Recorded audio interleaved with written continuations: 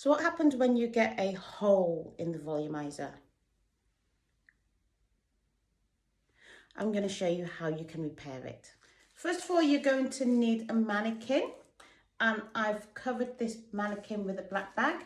The reason why I've used a black bag is because the UltraStrand Volumiser is going to show up better on black, because as you know, UltraStrands is created with an invisible filament, and what you want to be able to do is see the filament. Now, if you've got a dark UltraStrand Volumiser, then you may want to use a white bin bag as opposed to a black one, because the filament on those are darker. But for this exercise, I'm using a clear UltraStrand Volumiser, and therefore I'm placing it against a black template. The other thing that you're going to need is your curved needle. So you're going to need your curved needle, and you're going to need some invisible thread. It's so invisible. There you go. And finally, you're going to need some scissors as well. And I did say finally you're going to need some scissors, but actually you're also going to need some pins to grip your volumizer onto, so it doesn't move while you're doing the while you're sorting it out. So, and I've used these pins that have got like little bubbles on the top because I just find them easier, but you can also use wig T-pins as well. So, shall we begin? This way, you're going to place it inside out, so you can see the webbed foot portion facing upwards and the hair is on the underside. And then you want to secure that in place. You can see that's where the gaping hole is. As you know, you can actually cut UltraStrand yourself just if you wanted to make it smaller.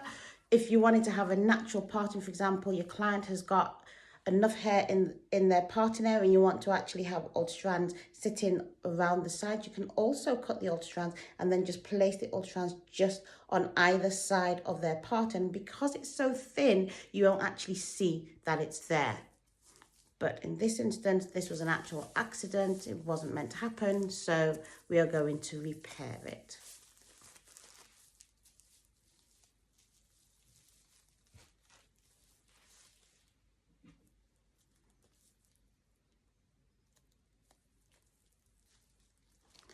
When you're putting your bins in, you've got to make sure that you are as taut as possible.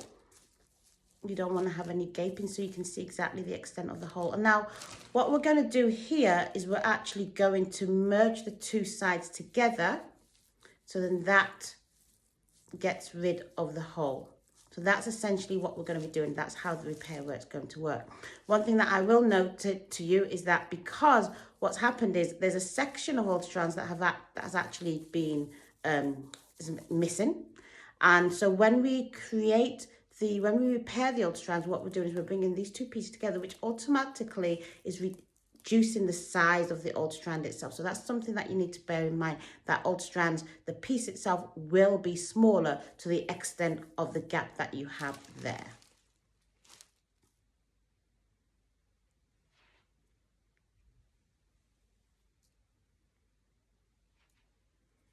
Usually when you prepare your needles, you're going to have arm length.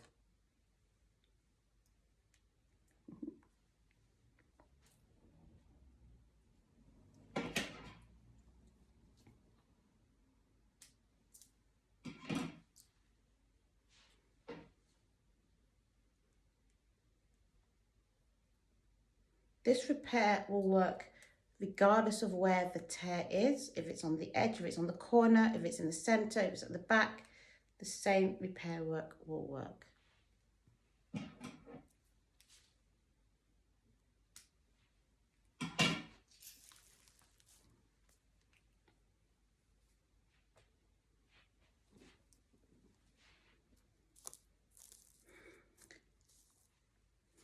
So what we're going to do is we're going to connect the edges to each other. So this edge connects to that edge, this edge connects to that edge, and so on and so forth.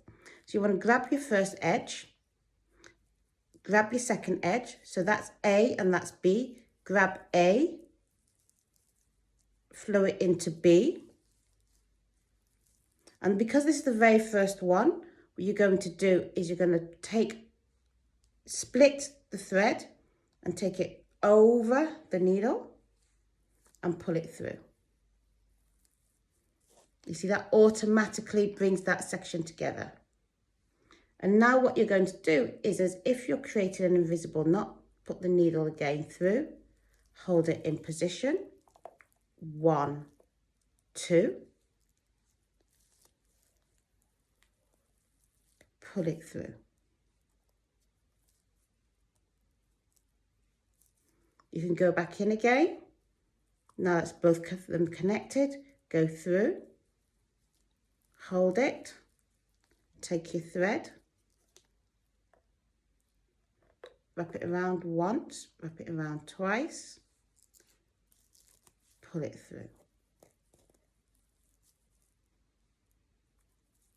Now you don't have to cut your thread, you can just travel. So you now look at the second edge, you take the second edge there, marry that up to the second edge here. As you can see, second edge, marry up to second edge.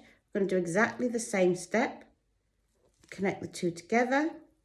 This time you don't have to split the thread because this is not your first knot that you're creating. If you had cut the thread and you were creating the knots from scratch, you'll do the same thing that I did in step 1 where you split the thread. But in this situation, you don't. You just go round once, round twice, pull it through. That's the first one, and you do it again.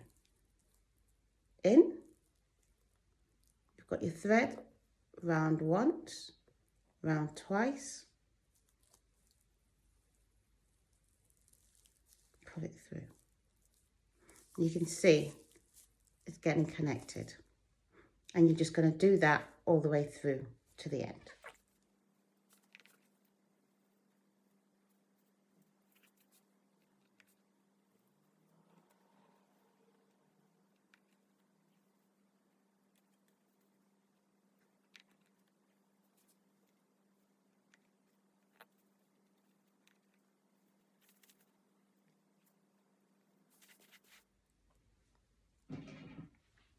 And then to finish, you just tie the knot 4 times. First of all, cut the thread.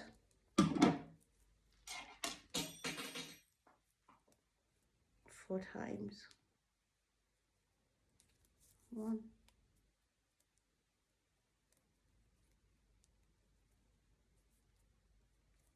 2, 3.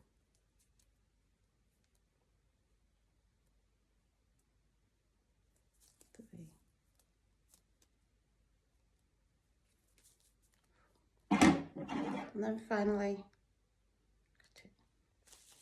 And that is your strands. And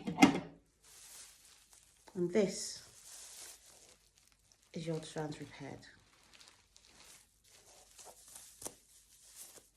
And just to show you on the other side what this looks like.